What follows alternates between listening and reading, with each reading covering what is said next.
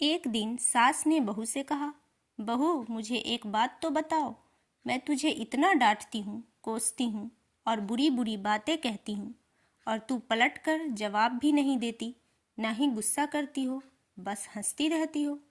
बहू को तो जैसे सुनाने को कहानी मिल गई। कहने लगी, माँ जी आपको एक बात बताती हूँ।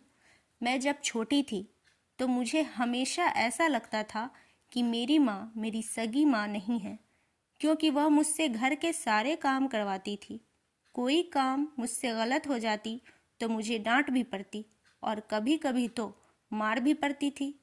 लेकिन माँ थी वह मेरी, मुझे उनसे डर लगता था। कभी कभी गुस्सा भी आ जाता, लेकिन मैंने कभी उन पर गुस्सा किया नहीं। यहाँ तक कि जब मैं कॉलेज से थकी हुई घर आती तो कुछ देर आराम करने के बाद तुरंत मुझे सारे काम करने पड़ते। फिर जब मेरी भाभी आ गई तो जैसे मेरे काम और ज़्यादा बढ़ गए।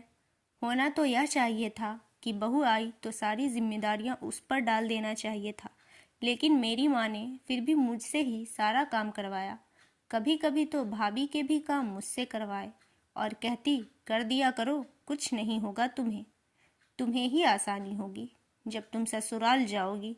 मुझे बहुत गुस्सा आता कि माँ भाभी का भी काम मुझसे ही करवाती है और उन्हें डांटती भी नहीं।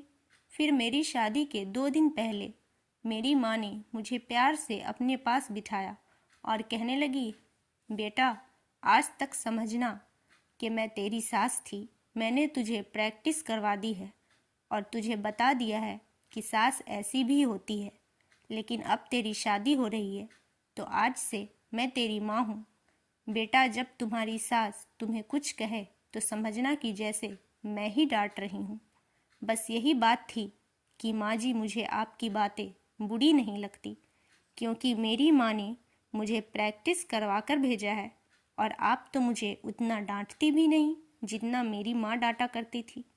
इतना कहकर बहू हंसते हुए किचन में चली गई और सास सोचते रह गई, क्या सच में बेटियों की तरबियत ऐसे ही करनी चाहिए।